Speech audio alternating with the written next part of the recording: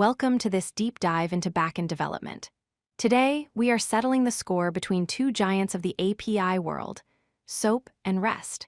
We will explore their history, their differences, and ultimately, why REST emerged as the dominant standard for modern web development. Before we compare them, let us clarify what they are.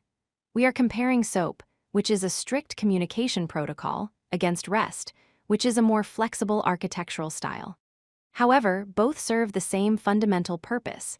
They define how different software applications communicate and exchange data over the internet. Let us start with SOAP, or Simple Object Access Protocol. It is the older of the two, often considered the legacy standard. It is official, strict, and very powerful. SOAP relies exclusively on XML for messaging and includes built-in standards for things like security and transactions. It is like a heavy-duty armored truck, secure and reliable, but heavy. The main downside of SOAP is its complexity. Every message must be an XML document with a specific structure. It requires an envelope, a header for metadata, and a body for the actual content. This creates a lot of extra code, or verbosity, just to send a simple piece of data like the price of an apple. Now, let us look at REST, or Representational State Transfer. REST is not a protocol but a set of architectural guidelines.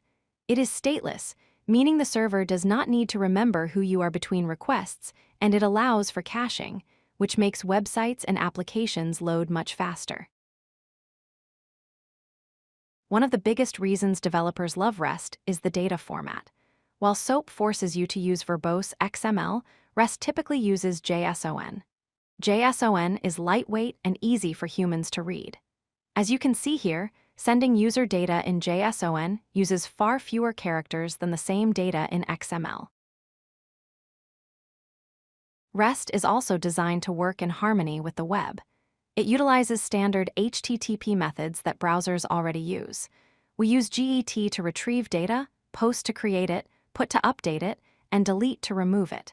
This intuitive mapping makes building APIs feel very natural. So why did REST win? It comes down to three things. First, simplicity. It is easier to build and maintain. Second, mobile readiness.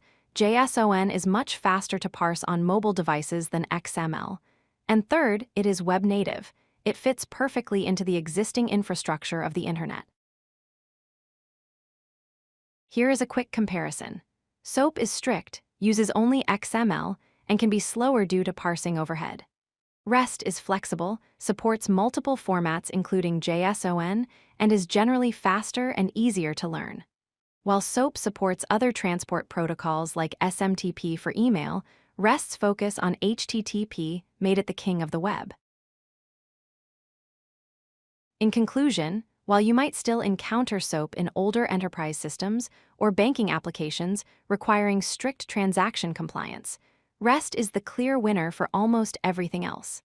Its flexibility and speed have made it the backbone of the modern web. If you like this video, hit that like button and don't forget to subscribe. Visit codelucky.com for more such useful content.